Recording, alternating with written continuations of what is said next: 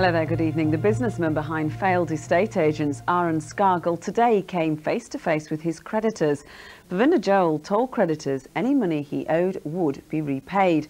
But with his total debts estimated at around £500,000, not everyone was convinced. Pravinder Paul Johal arrived for today's creditors' meeting saying nothing to the waiting media, but knowing there were difficult questions waiting inside. What sort of money are you owed by Aaron Scargill? £2,400. Are you hoping of getting any money, do you think, from this meeting? I think it'll be very, very unlikely. The receivers were called in at Aaron Scargill in July. The company office on this Lenton industrial estate was deserted as both landlords and home buyers were unable to trace owner Mr Johal and their cash.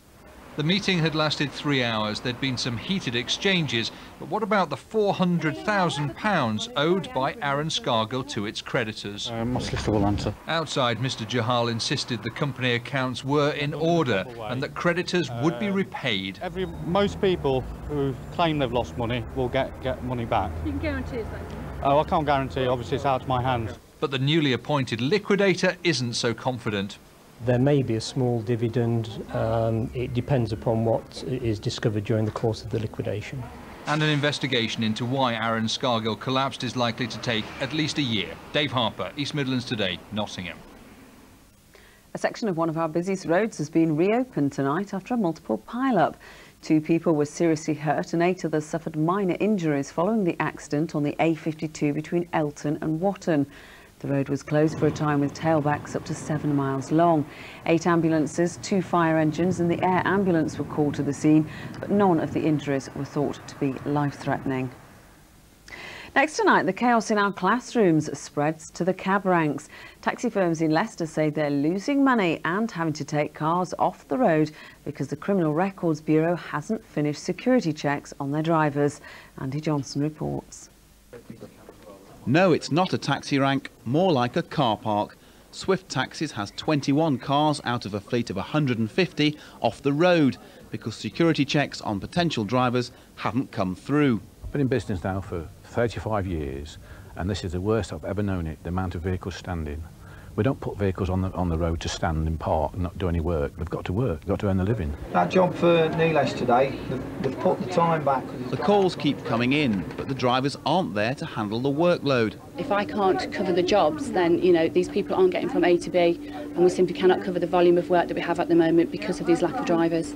But the company also blames the licensing authority at Leicester City Council for delaying getting the forms to the Criminal Records Bureau. Certainly we listened to the trade and we looked at our own systems and we've now streamlined things.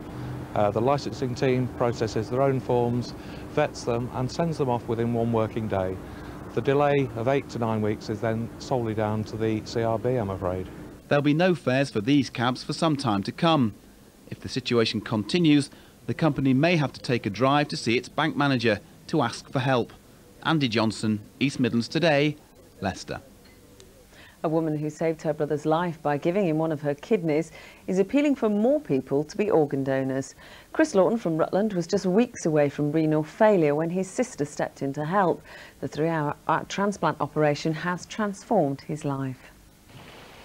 6 weeks ago, Chris Lawton was barely able to walk around the garden of his home in Essendine near Stamford. His kidneys were badly diseased. The options, the rest of his life on dialysis or a transplant. Time was running out, but he never thought of asking his family to help. I knew it was an option, but never even contemplated bringing the subject up. Why not? It was just a bit of a taboo subject, I suppose. It's just something that you can't bring up or ask.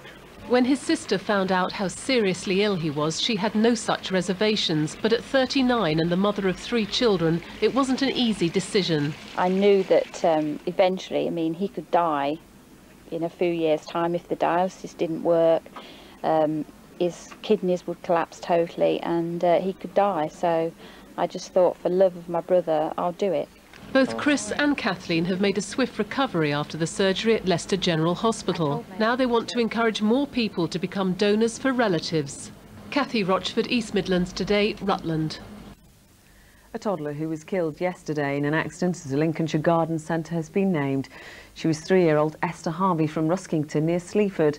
Her family today issued a statement saying they were totally devastated by her death. She suffered serious head injuries when a building collapsed at a garden centre at Weston near Spalding. She died later in hospital. The nursery's owner today said he and all his staff wanted to pass on their heartfelt condolences to Esther's family. A full inquiry is now underway. Derby County's footballers aren't likely to be paid again until the club's financial future is secure. Salaries for August have been withheld by the bank, with the club a reported £30 million in debt. The club's board is considering 2 rival takeover offers, and the Professional Footballers Association said it's been told there will be no wages until a bid is accepted. Both the players and the PFA have expressed their concern at the situation. We can never be happy with any situation in which players have not received the wages. At least the players are fully aware of the situation, are fully aware that the club will be looking to pay them in the very, very near future, and we will be monitoring the situation. If we feel in the next couple of days that it doesn't happen, then we're going to have to take it further. Time now for a quick look at the weather. Tonight, mainly dry. There's just a threat of a shower in the west. Some mist and fog will form as temperatures drop to 11 Celsius. And then tomorrow, it'll be murky at first, but soon sunny and warm, with afternoon highs of 23 Celsius. That's it from us. Now back to Peter in London.